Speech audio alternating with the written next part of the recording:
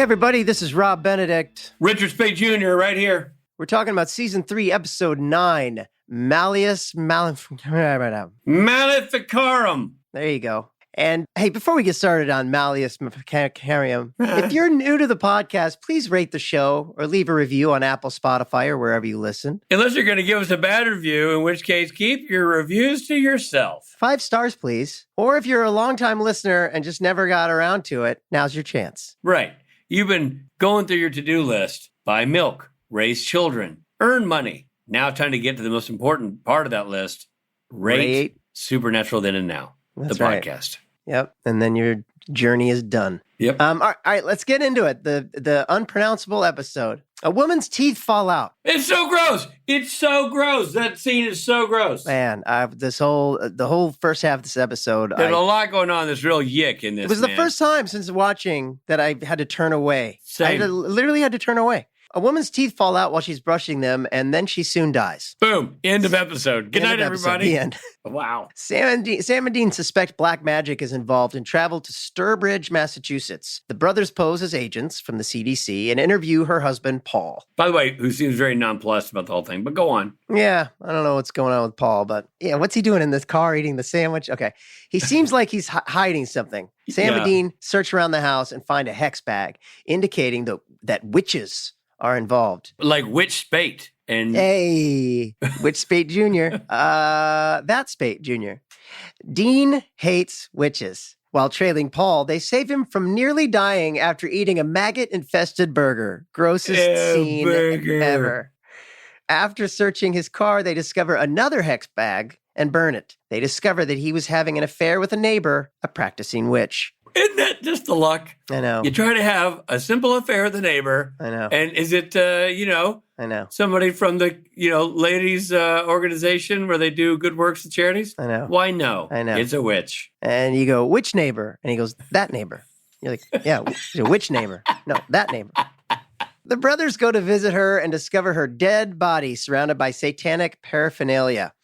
They discern that there must be a coven of witches in town who are using witchcraft to make their suburban lives easier. Ruby shows up and tells them not to pursue anything. She says they should leave town. There's a powerful demon involved who will kill them. Bummer. Sam and Dean interview a group of women who were in the latest Victims Book Club. They don't learn much, but manage to get on their bad side. The brothers head back to the motel. There, Dean suddenly feels an intense pain and starts barfing blood. Ew. Sam doesn't find a hex bag, but grabs the Colt and goes to confront the women from the book club. Right. Turns out they are all practicing witchcraft, and the head witch, Tammy with an I, is possessed by the demon that Ruby warned them about. Sam tries to shoot her with the Colt, but Tammy stops the bullet in midair and telepathically throws Sam up against the wall. She tells Sam there's a new demon leader that wants him dead. Oh, no. Back at the hotel, Ruby arrives and saves Dean. A lot of sexual chemistry there. I mean, between me and the TV. I was going to say, what show were you watching? But okay. They confront Tammy with an eye, but she's too powerful. Wait, they confronted her with an eye? Yeah, they had an eye.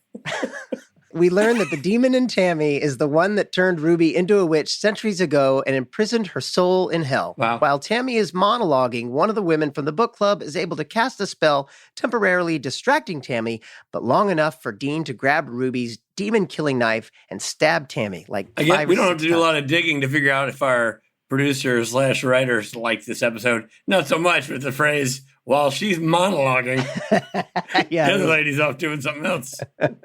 Later, Ruby tells Dean that all demons used to be human and that hell strips them of their humanity, and this is what will happen to Dean. She says that she is unique in that she's retained some of her memories. So wait, Jared ends up hanging on the wall.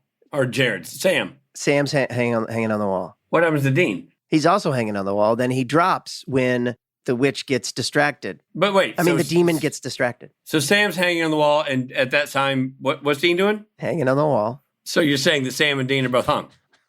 I just want to clarify what For you're just a brief minute, they're both hung, and then they get stripped of their hung, and they drop to the floor. Also, what this doesn't say is that what Ruby tells Dean, she says all demons used to be human, but she also tells him that indeed he is going to die, and there's nothing that there's to be done about it. Yeah, he can't do anything about it. I mean, it's cute that he thinks he can, but he can't. But she had told Sam in a previous episode that maybe he could save him, but it's not true. No, that was a bluff. That was just a bluff. Okay, so I liked the episode. At first, I thought it was very predictable. I was predicting things before they happened, but I did not expect the whole demon part of it. So I thought the Tammy part, right? Yeah, the Tammy part. Yeah, Tammy with an eye. Yeah. I also wondered if the animal wrangler who brought in the maggots stayed around for the worms in the soil. There was like worms in a soil at one point. I thought, is that the same? They're like, hey, you're here. Let's throw some worms. While you're wrangling, could you wrangle some worms? Yeah. I don't know. That's a really good question. Thank you. That's why people listen to this podcast, for that kind of stuff. I'm concerned as a viewer. I'm concerned about Dean. I really am. I'm starting to get worried. I thought for sure that Ruby would be like, yeah, we can save you. You're not going to die. But she's not saying it, man. We don't have many episodes left in this season. No, I think this is the last season of the show, buddy. I think he dies. Man, I could have sworn that I was on this show. So, hold on. It's time for R. Rob and Rich Review. If you spell it out, if you say it like it's spelled, it's R. Let's get into the review. It's funny. Man, there's not a writer on the planet I love more than Ben Edlund.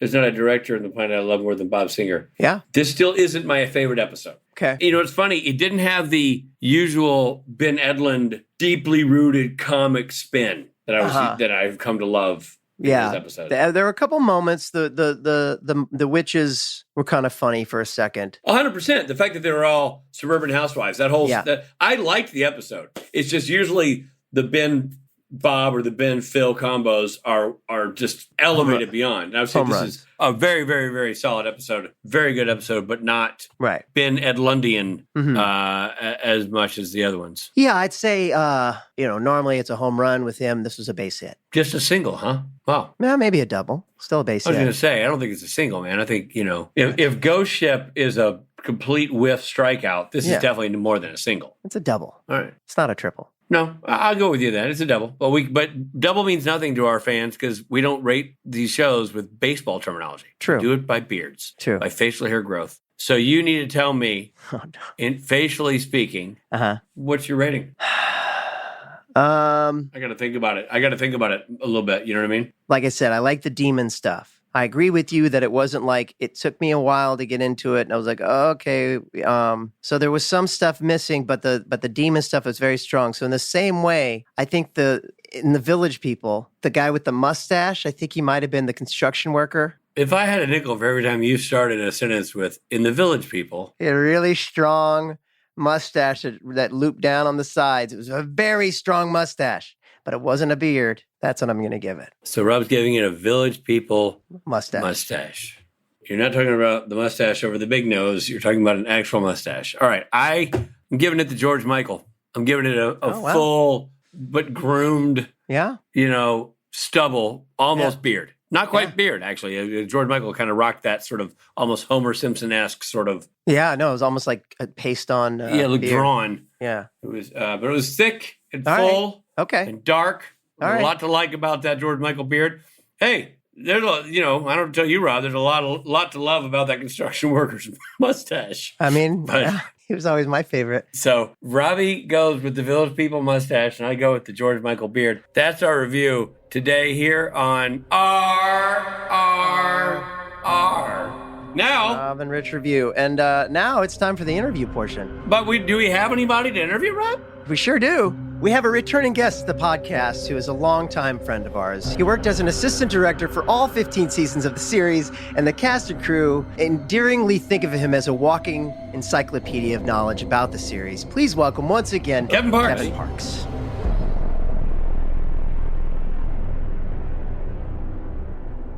Hi. Hi, buddy. Dude, thank you for being here, for being a part of this. Of course, no one knows more about Supernatural than Kevin Parks. Well, I think Eric Kripke for the first 5 seasons could be no more, but no, I'm going to go. Without Eric here to lobby his own defense here, I'm still going to go with you. Okay. For starters, I'd love for you to help us pronounce the name of this episode. Maleficarum. Malicious Maleficarum. I hope Trey Booty puts like some reverb on that because that's ominous. All right, and you're Latin. What does that mean? In Latin, I have no idea. I never looked that one up. It was our witch episode. It was the first time we brought witches really into the series. Oh, this is the first time. Okay, cool. I looked it up. Our producer sent us a pronunciation guide, and it had to do with like a passing of a law either for or against witches. Maybe later on in the mythology section of our podcast, we'll dive into it. But yeah. Well, listen, Rob and I haven't talked about this episode, Kevin. I'll just say that right now. Sorry, fans. We're doing the interview before. We actually have. If you've watched the episode, but the interview was going on before that. It's a gross one, man. Like, it's a really gross episode, dude, right out of the gate. Yeah. Was there like a maggot wrangler for the maggots? Those sag maggots? We had to bring the animal wrangler in for it, for the bugs. But, I was surprised how many people are actually grossed up by maggots. I mean, they're as long as they're, people didn't like seeing them on set. It's like, really? I think it's great that finally somebody is standing up for the maggots, and it's Kevin Parks. I'm going to go with, I'm one of the people kind of grossed out by the maggots. I'm not a big maggot fan. Oh, so Robbie, gross. Maggots? I made the mistake of eating while I was watching the episode. I did too. I was having a bite of food. Yeah, At first, the woman was ripping out her teeth, and then the maggots. I'm like, good Lord, forget it. Never mind. They weren't real maggots in their mouths, but when it's cut together, it can be really gross, especially the POV of them in the sandwich and everything, It's awful. You were leaping to maggots. We're just flying right over pulling out our own teeth. Like, that was horrific. It was so gross. I was genuinely... This is definitely, Kevin, you can correct me if I'm wrong here. It seems like the grossest Bob Singer episode to date. Yeah, it would be up there for the visuals of the maggots and people eating them and all the other stuff going to be the grossest one. Yes. Yeah, and so you do have to bring an animal wrangler in for the maggots. That's we have no to joke, bring an animal wrangler for it. It's somebody who specializes in insects and bugs. It's not the normal dog and animal one. It's somebody that specialization in insects. I had to do that once for a different episode of television, and it's the real deal. Like they don't want to kill any of them. You know what I mean? And they're very, very careful. So wait, were you being wrangled, or you're saying you were on a show where? I'm always being wrangled. But was there a Benedict Wrangler? I specifically? I did an episode of The Mentalist where I killed someone by throwing them into this barrel of flesh-eating. Why? Because I was a bad guy. I hope they got you in the end and shot you in the face. Always. Kevin, sticking on the Wrangler thing, because it's really trippy. I don't think people who are outside the industry realize that even for insects or maggots, there's a specific department head, like a Wrangler for that kind of thing. How does that play out? I mean, you read the script. Obviously, you're heavily involved in all that, getting all that going. How do you find that person, a maggot person? Well, through our animal trainer we use on Supernatural, we're always able to find somebody who does insects. There are not a lot of people in Vancouver who do insects. They give us the name, we get them, tell them, have a meeting with them, and we basically tell them how many maggots we need, and they start actually breeding them. Because it's just like there's not... Oh! Yeah, they're larvae, so they have to start with somewhere, and they have to basically you don't just pull them out of anything. So those aren't full grown flies in maggot suits. Those are legit maggots. Yeah, they're literally maggots. They give them a time frame when you need them, and they basically back time that when they have to start actually making them or breeding them. Well, dude, I'm talking about schedule being specific. If you're off that mark by a day, suddenly you're going to have a sandwich full of flies. Basically, yeah. Oh, my God. There's another scene in this episode where Sam and Dean get pinned to the wall. Can you tell our listeners how something like that is accomplished? What's holding them up there on the wall that's not magic? But that's a set piece. So on the set piece, we plan out where they're going to be on the wall. And then we start drilling holes in the wall and put cables through. And then they're on a harness, which you guys know how comfortable those harnesses are, right? So they put them in a full a body harness. And we string them up on the wall. And I don't even know how you raise them up on a wall without hitting the ceiling. He's so darn long. Well, our sets aren't normal 8-foot ceilings. They're 10-foot ceilings. So we get a little bit not to scale. Jared. Of course, Jared liked to play around like he was some kind of marionette puppet. So that was always making more fun. Yeah, of course. Let me ask you this. Was that whole kitchen set was a set? There was none of that was a location. The whole kitchen set itself was an actual house. Okay. We didn't build. We built the living room part of it, but we used a house in South Surrey for the kitchen portion. But wasn't in South Surrey in the kitchen part? isn't that where the standoff with the witch took place? Like, isn't that where some of the fighting was? Or do I have my location screwed around? I thought they fought. I think the fighting was in like they come in the living room. It was the living room was where the big fight where they get pinned to the wall and everything. Gotcha. Because we had to build that for the whole beginning of the episode too, for all the seance and all this, the conjuring of the devil, really, or the demon. Yeah. And so the witches are using that the Latin to when they're doing their spells. Is there, when they do that, I'm sure our listeners would like to know, is there like an ancient evil language advisor on set? We had a Latin translator at UBC that we sent things off to.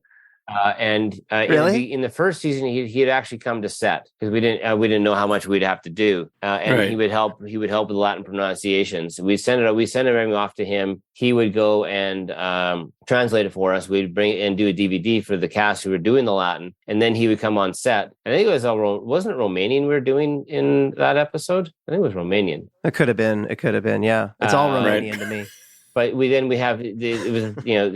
would come and help them do the pronunciations. Latter seasons when we got into past season 5, our Latin translator would just send us a DVD, and that would all be. He wouldn't bother coming to set anymore. So that was him doing a little phonus it inus. You know what I'm saying? Just yeah. Well, what is it with a tidbit is Jared was actually very good at Latin. He took Latin in school. Right. Yeah, I don't know. Yeah, he's a brainiac. People don't realize that about him. He's a super very smart man. So our Latin basically the guy has a doctorate in Latin or ancient languages. He was really surprised at how well Jared spoke Latin. It was he's a long-haired man, smart est. Yeah. Harum longum. Yeah. But no. So in the first season, and this was in season 3, late to set. Yeah, the guy would come out and set, but later on he got bored of coming to set, so he just sent DVDs later on. So that's kind of I'm not sure I like the tone of this language guy. Like being bored coming to set. That's an exciting set. A lot of our listeners would have killed to come to that set. They would have pretended to be language experts just to show up on that set. That guy's too cool. What other sets are yanking him over to do Latin translations? I think he should be thanking the Groundus that he had an opportunity to do it. Jeez Louise. I feel like that by the time Ruth Connell, who played Rowena, that by the time she got to set, it was just like. I don't think they had anybody for a lot of years. Certainly anything we did. They did. I think from season 5 onward, we never had the language people come down on set. That's why Jared was there. Otherwise, they were going to get rid of his character, but he knows Latin, so you really can't. Yeah, I mean, if we went something different, Polish or some other ancient language or something, then we brought somebody on set for the one-off kind of thing. But the Latin stuff, usually after season 5, we just sent a DVD out. And by the way, I like the fact that, and I thought it was Rob improvising, but it's calling it an ancient evil language, much to the chagrin of the Romanians who are listening to our program today. I'm not sure evil is how they describe their language. Hey, so you had Katie Cassidy. You obviously had worked with her before. Yes. Because she'd been on the set. So what was it like working with Katie? Was she, because she was a pretty strong recurring character there for a while. Kim Manners did a great job of directing her in season 3 to help bring it out. And then, Bob also added all that too. Yeah. It brings up a good point. So Bob Singer directed this episode. How is your job different when Bob or Kim would direct an episode versus a guest director there for the first time? Right. And just to put a pin on what Rob's saying, or a finer point, he means like an executive producer, right? Like the producing director, the big cheeses, the co-showrunners. When they come in to direct, how does that affect what you do and how it all gets done? They already know the show and the lore, so there's not much of bringing the guest directors up to speed on what's going on and how that affects other episodes from the past. There's a lot more filling in with Kim and Bob. It was like they already knew what was going on. They already had their background, so it was basically just helping make sure it was the more logistics of getting everything going that we had to get done. Gotcha. Oh, yeah. Wow, okay, cool. I would think that there would be a shorthand, and I assume there is or was, even between you and Bob and you and Kim. Like at this point, you're all part of the original Gangsters. You're 3 seasons in, or you're 2.5 seasons in. When Bob comes to direct an episode, and do you start to get his style? Like, I mean, obviously everything he does is new and fresh, but do you start to say, well, I know I have a pretty good handle on how Bob is going to handle this scene? Just so for people who don't know, one of Kevin's many tasks is timing each scene to allow the right amount of time for each sequence. And so was that easier to do with these guys whose work you understood and knew? With Bob and even Phil, I put Phil into that too, because he was our recurring, post supervisor director as well. Yeah, no, I mean, you go through and you tell them, you have this much time, this is where we got to be, and they were very aware of what had to get done in a time frame. Guest directors still want to try, and as you guys know, Rich is a guest director. You got to get as much as you can to make it look the best possible. Yep. The executive producer directors, they know where they can cut corners a bit if they're running out of time. Yeah, it's funny that you say that, because I have this conversation a lot. When somebody comes onto a show and shadows the producing director, that's a bad idea, because the producing director is going to be able to do stuff that the rank and file guest director is not going to get away with, Right. I think if you're somebody who lives in the house, you're a regular director on that show, you're going to be able to go, I'm not going to do the Benedict close-up in this scene, because of blah, blah, blah. I'm just going to stick with the wide. And then you get to the next scene, you go, you know what? We're just going to cut Rob out of this. There's no reason for him to be here. Send him home. Well, and they just send him home. Exactly. There's that, they can get away with that, where if it's written in the page, you as a guest director, you kind of have to do your best to get it, unless you run out of time or something else happens. I mean, as we go through the scene, you can easily get an idea how much extra coverage and what they need to get done. And then there's, it's like talking to Bob and Kim and Phil was, okay, well, we're running out of time. Do you want to trim something here? Do you want to try and move something around? Is there a close-up we can move to a stage wall or something we can do? We're not going to get here. And with those guys, they can make those decisions, where with the guest directors, and Rich, you can jump in any time here. It's basically, if you don't get it that day, chances of getting it again are not going to happen, and it's going to reflect on you in a different negative way. Yeah, I would say, and I know, Kevin, you've directed as well, there's a lot of pressure to be sure that you get all the pieces, because you don't live there. You're not going to be hanging around the next week. You're going to wrap up, at least for me, Kevin, you'd go back to first ADing, and me, I'd get on a plane and be out of there. So anything I don't get. And I answer to a higher power in the form of Bob Singer and Phil Segresha and whoever the showrunner at the time was. So there's a lot, there is that pressure of you don't get to make those decisions, and B, if you get behind in time or that decision gets made for you for whatever reason, your phone's going to ring. You're going to go like, what happened? Where's that? Yeah, or the phone's not going to ring, and they screwed up, and it's never going to ring ever again. Right, exactly. How do you like that, Rob?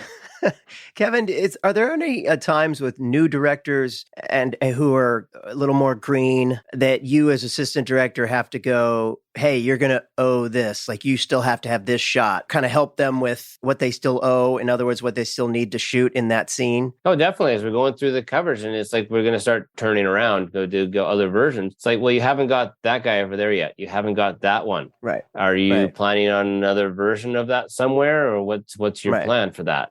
Once we turn around, we're not going to relight. Yeah. Right. Or you need an insert of this pencil sharpener or whatever. So have you got it? Exactly. Just as the AD who's been planning it, you've gone through the script lots of times, so the little bits of what are the ones you need to get. What are the real important ones? Do you really need that? You don't need that insert here, or we can get that anytime. That can be done at any time later. So that's part of your job anyway. Even with the Bob Singer, who may have just has so many things on his mind that he might have forgotten that. You would say that to him as well? Oh, yeah, definitely. I didn't really have much of a filter about whoever was there. It's like, okay, we can, if we're not going to get it here, we can, thinking in my head, we can recreate certain things somewhere else. We can't recreate the location behind their head, but we can recreate the floor or a wall. Right. Did you ever get any pushback? Not obviously from the veterans, but new directors, I should say, not necessarily young directors, new directors who might go, I got it. And they simply don't got it. And you can tell they don't got it. And the train's running off the tracks there. Yeah, that's happened. That happened a few times in Supernatural. I won't say who they were, but it's like they were trying to do their own little movie or their own version of it. It's like, well, you're missing some key stuff here. You're only going to stick with that shot. Okay. What about this, and this? Yeah. Ahoy. Rich Speight here. Hope you're enjoying the episode, but we got to pull over for a second for some messages.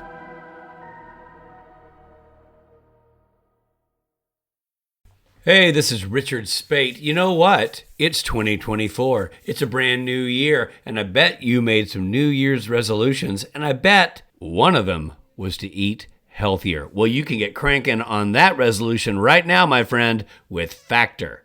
Factor's ready-to-eat meal delivery takes the stress out of meal planning and sets you up for success in the new year. Skip the grocery stores, the prep work, the cooking fatigue. I'm getting tired just talking about it. Instead, get chef-crafted, dietitian-approved meals delivered right to your door. With over 35 meals to choose from per week, including options like keto, calorie smart, vegan, and veggie, and more, plus over 55 weekly add-ons, you will have a ton of nutritious and flavorful options to kickstart this resolution off right. Forget frantic lunch prep and rush dinner making. That stinks. Factor's 2-minute meals, yes, I said 2 minutes, are your secret weapon in the new year. You get to fuel up fast with restaurant-quality meals all delivered right to your door. It doesn't get any easier than that. And Factor now offers loads of snack options like breakfast, smoothies, juices, snacks, and more to keep you going no matter what's on the schedule. So I know what you're asking. Rich, how do I tap into this Factor magic? You head to factormeals.com/SPNTAN50 and use code SPNTAN50 to get 50% off. That's a lot off. That's code SPNTAN50 at factormeals.com/SPNTAN50 for 50% off. Make that resolution happen now and make it happen at a discount. Fantastic food that's healthy and delicious and delivered right to my door. Now that is how you start the new year off right.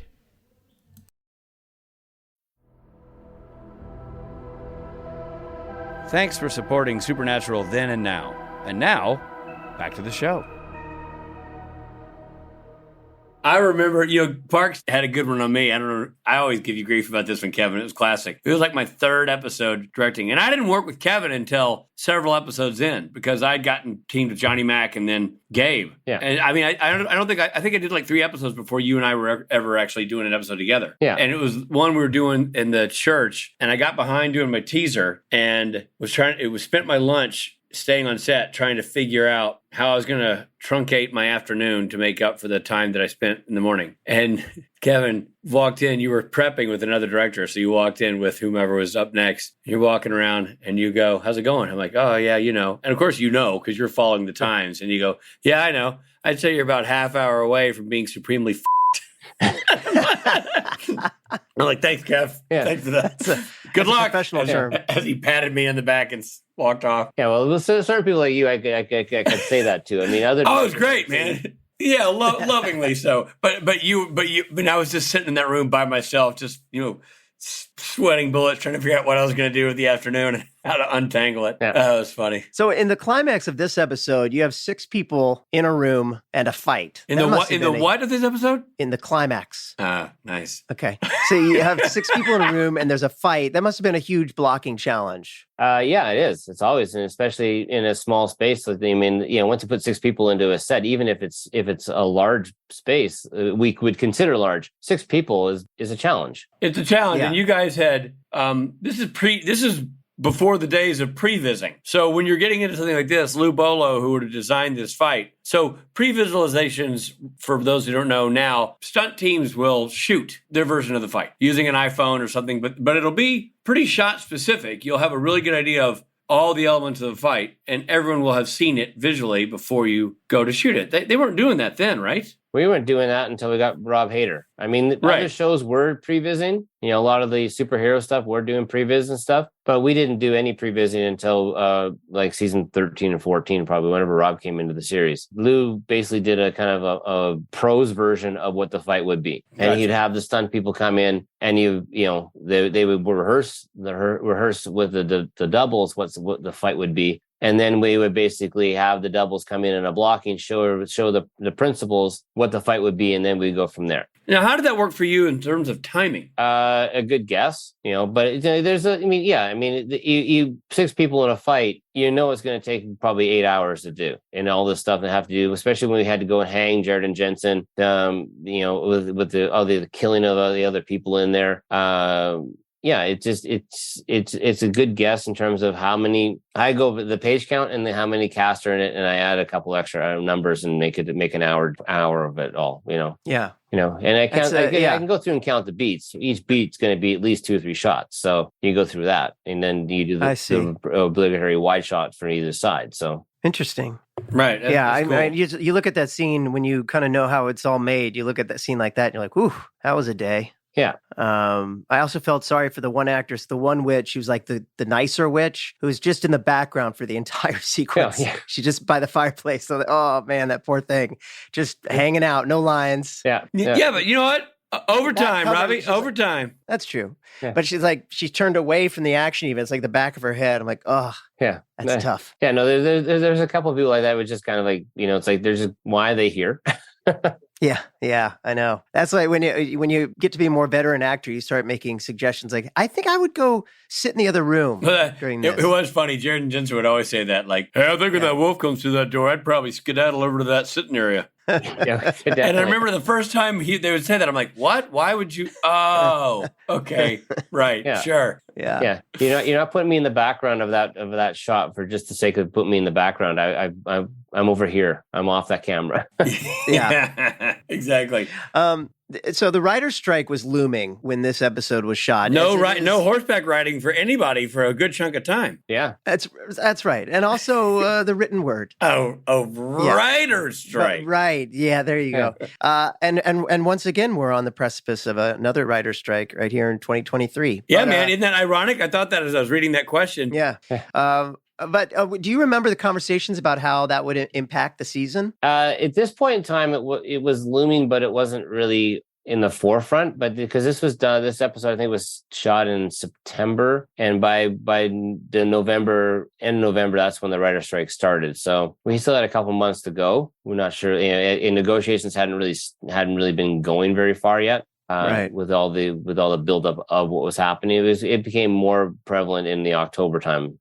I see. How did that play out when the strike was imminent? Were you like, all right, well, we got to call it. We got to end the season here. But we basically, it was coming up to Christmas time. We finished off Kim's episode, and basically, said we're shutting down because the writers are striking, and we'll get back to you when we're going to come back. And then that was 3 months later. Wow. And did you finish? I mean, we haven't watched it, so we don't know. But did you finish telling the story? We finished Kim's episode. Yeah. And then basically what happened in the post of the strike, because we had a limited episodes coming through. I think that season only had 17 episodes come through, or 15 episodes. They had to change the whole overall arc of all the characters. Right. So there were some episodes that were basically thought of to be done and weren't done. That would stink, Rob, if you finally got that recurring role on a show that year, and then like, hey, you're gonna do the last 7, and then you're like, oh.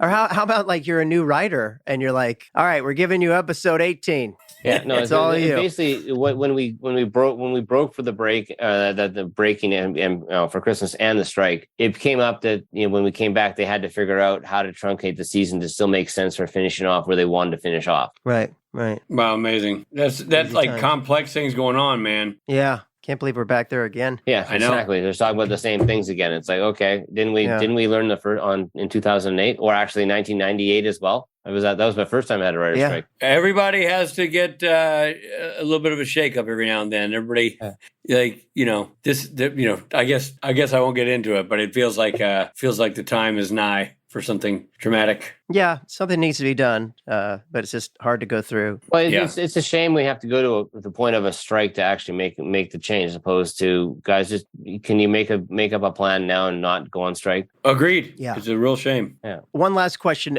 Ben Edlund. Speaking of writers, notice I said writers, not writers. Writer. He wrote this episode. Did he ever come up? Was he in town in Vancouver for this? No, he only ever came up when he directed. Or the season. He didn't even come for the rap parties. No, he only came up when he directed. The writers actually never really came up. Yeah. In most of the seasons. Some toward the end they started coming up, but no, the writers never really showed up on set. Yeah, I remember Bob Behrens came. Eugenie came. Eugenie would be there, because her husband had something to do with the show as well. Yes, Eugenie, the blushing bride of Robert Singer. Yeah, that's right. Eugenie Ross Leming. That's right. Yeah, but it wasn't a common thing to have the writers up there, and I think that's. At the time, it seemed normal. Now that I've worked on so many other shows, that's not the usually there are writers around. There's always a writer representative. The last things I've all done, there's always been some version of a writer on set to either give their notes, or actually what the big thing is, on Rich, I don't know if you experienced this, is the video tab going to everywhere on the internet. So, yes, we did that on Lucifer. Yeah, so the writers and showrunners can log into it and watch what's being done on set at home in LA. Yeah. Oh wow! Okay, wow. Yeah, we never had that on Supernatural, but that was the norm. As soon as I got onto Firefly Lane and to upload, I called it God Vision, but God Vision was going out to everybody. Right. Wow. That's a trip. Yeah. It's like closed circuit TV. So they, on Firefly Lane, the directors, they had an iPad next to them on their monitors, and they were getting notes from everybody watching at the moment of. That sounds fun. Yeah. So that, unlike Supernatural, where we didn't even before Supernatural, all the stuff I worked on, once you set off to film, you were a ship set out to sea that was basically you're doing your own thing. You come back and hopefully you have an episode. It worked. I mean, I know that I've realized the power of the writer and the benefit of having them on set is tremendous. It actually helps you as the director, especially if you're a guest director, which I always am. It helps you color within the lines because there's somebody saying, "Oh, be sure to get that," or actually this should feel a little more blah, and you're like, "Oh, okay, cool. I was thinking of something else." So it is a benefit. But for Supernatural, it's hard to argue with the recipe because it sure worked. Yeah, I mean, a lot of things I would bring up, for running late. I'd go to the writers now and say, "We're running. Can we change this? Can we do that?" I would just make the suggestion on the fly. It doesn't really affect the overall story, so can we trim that and just move on? And I'll ask for forgiveness later. Right. Yeah, I also remember Jared and Jensen occasionally would go, "I'm not saying that." I'm like, "Okay, what are you going to say?" "Nothing. I'm going to look at him. He's going to nod. That's what we do for the Winchesters." All right. Well, you would know, so go do it. Yeah, exactly. That's the thing. And towards the end, they'd put in a call into the writers and be like, "Hey, let's work this out." Occasionally they would. That was a very rare occasion, and nobody ever questioned Jared and Jensen and changed in dialogue. But I mean, how many times were you guys on the show? Did you actually change a line here and there to actually make more sense? Yeah, you do that occasionally. You kind of keep it a living, breathing organism. It has to sort of, now the writer's watching and everybody's over there. It's like you got to get permission to change something slightly. Yeah, and no one knows those characters as well as Jensen and Jared. So you can't argue with that. Except for maybe, just maybe, Kevin Parks. Exactly. Kevin, thanks so much for being here, man. I really appreciate it. Yeah. Hey, this is Jeffrey Dean Morgan. We are going to take a quick break.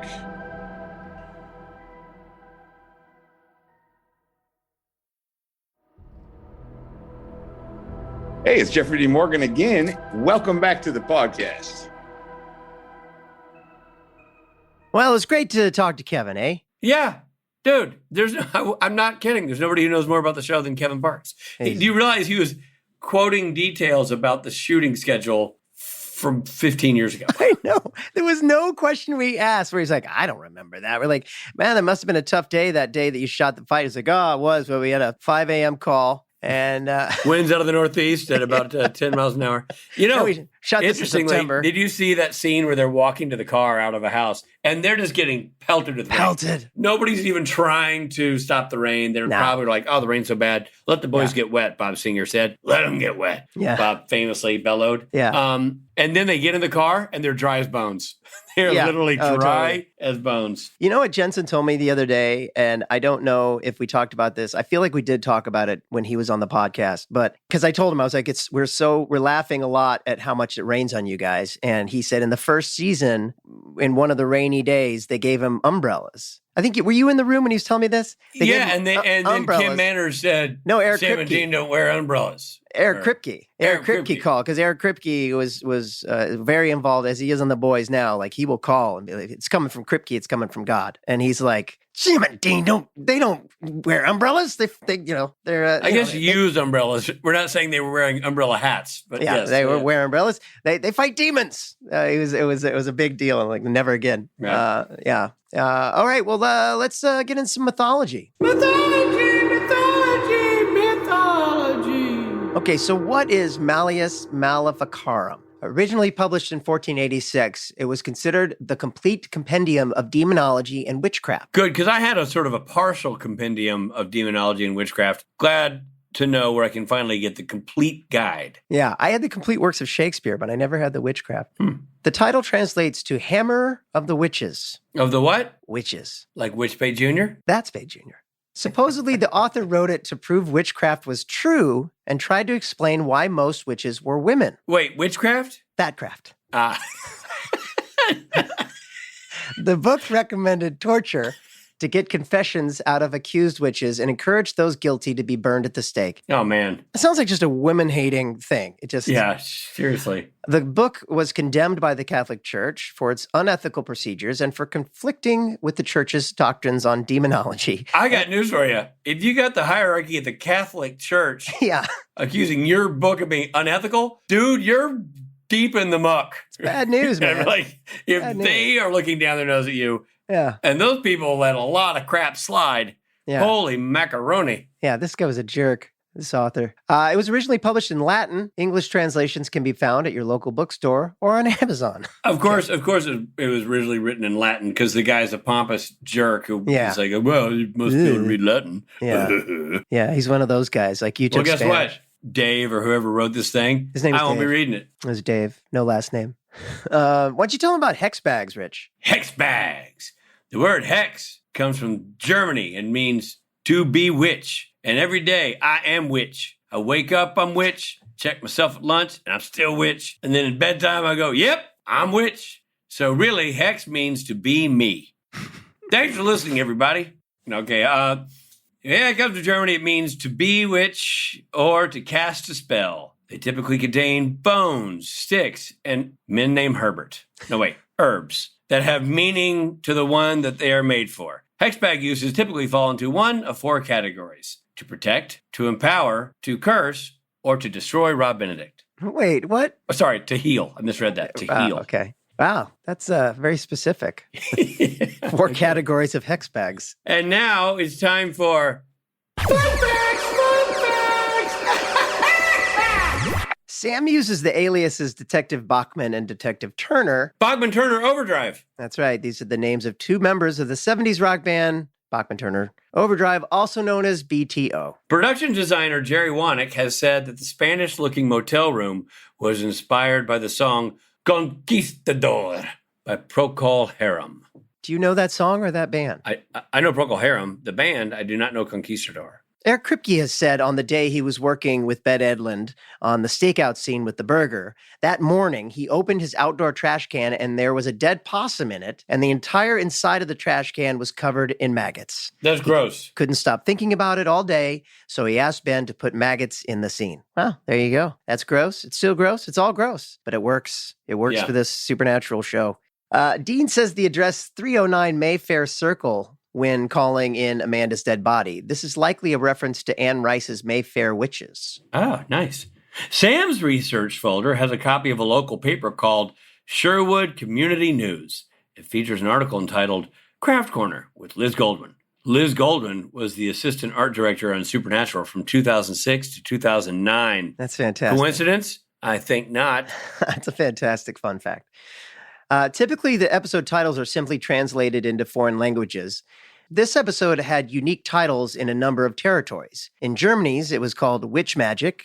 In Brazil, it was called Black Art. In Hungary, it was called Fatal Witches. And in France, it was called Le Queens de Sabbath, which loosely translated means the Sabbath's Queens. That's right. Which is one of my favorite bands from the 70s. Oh, yeah.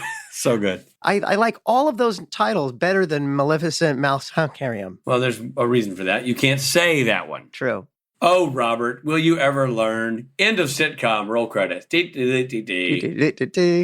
Listen, as with all these episodes, it doesn't really matter what we thought of them. It was certainly fun to talk about them. But it wasn't bad either. It was good. No. It wasn't, what are you going to do? Again, 300 and something episodes. Not all of them can be gold watches. You know what I'm saying? Kenny Loggins. Or Stapleton's. By the way, Stapleton singing that national anthem. Oh, man. Have you ever been more American than during those few minutes of him singing the national anthem with a drop D Telecaster playing his own music on a guitar while singing the national anthem? There's not a cooler man on the planet, I tell you. Now, for those of you who may not have put it all together, Richard's perfect beard, Chris Stapleton, sang the national anthem at the Super Bowl, which was a week ago from when we're recording this, and he killed it. He did so beautiful, and he's his amazing. Own guitar and just so look it up on the YouTube and go, oh, so that's the beard. Yeah, watch that video and feel very American, or sort of look at a guy, if you're not American, and look at a guy and go, wow, that man is America. That's right. And while you're at it, look up the Village People. And check out Rob's favorite mustache. That's right. And we will see you on the next episode of Supernatural Then and Now. Supernatural Then and Mustache. This episode of Supernatural features Jared Padalecki as Sam Winchester and Jensen Ackles as Dean Winchester. Guest stars included Katie Cassidy, Marissa Ramirez, Aaron Cahill, Kristen Booth, and Rebecca Reichart. Maleficarum was written by Ben Edlund and directed by Robert Singer. Editing by David Ekstrom, music by Christopher Leonards. Executive produced by Eric Kripke and Robert Singer. The original broadcast of this episode featured the following songs: Every Rose Has Its Thorns by Poison.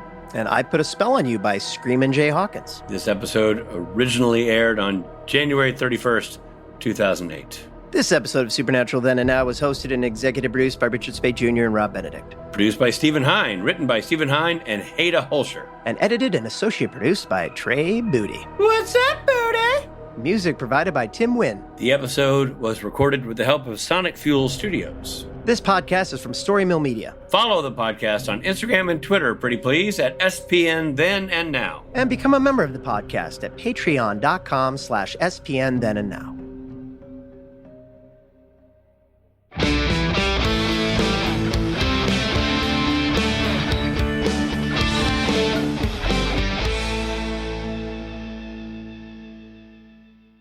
Now, you ready for an update? The Timothy B. Schmidt Honestly, update? I cannot wait. All right, here we go. It's time for our Timothy B. Schmidt Minute. B stands for Bewitched. I'm kidding. It stands for Bruce.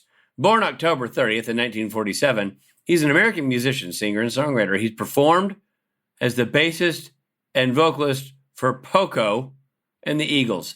Notably not in Close. Procol Harum. Right, so I was very wrong about that. But I was right about the fact that, he's a bass player. I can't say I could name you a Procol Harum song. I don't know them that well, but for some reason, I think that Timothy B. Schmidt, before he was bass player for the Eagles, was in Procol Harum. Okay. When Randy Meisner quit the Eagles, I'm pretty sure they called it Procol Harum. They cherry-picked Timothy from Procol Harum. I'm going to look that right now. Okay. While you do something else. Well, I'm going to read you this next fun fact, which is that, and you go, which neighbor? And he goes, that neighbor. You're like, yeah, which neighbor? No, that neighbor. The brothers go to visit her. And Rob Benedict showing up big time on this one, everybody. You can't write that. And if you did, you just hit delete right after you wrote it, because you would think it won't work. But Rob makes it work. That's what I'm talking about. Even when he says Dean hates witches, after his really solid witch Speight joke, you can't hear Dean hates witches and not assume that Rob means Dean hates people named Witch. Wait, you didn't hear me earlier when I said a Witch Speight Jr. That's Speight Jr. I didn't miss that. Oh, you're on fire. Story Mill Media.